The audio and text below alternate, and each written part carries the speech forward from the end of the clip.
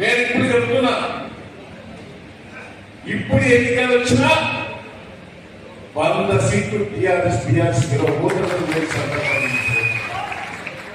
పూర్తి survey report కూడా నా దగ్గరికి వస్తాయి.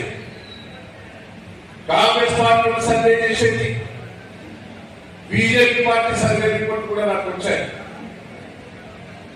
దయచేసి నేను ఇది కేసీఆర్ గారితో మనం చూపెట్టాను. ఆయన కూడా ఆయన సర్వే రిపోర్ట్ ఇప్పిస్తే నీది రాదు, సమానంగా కలుపుతానని ఆయన చెప్పాడు.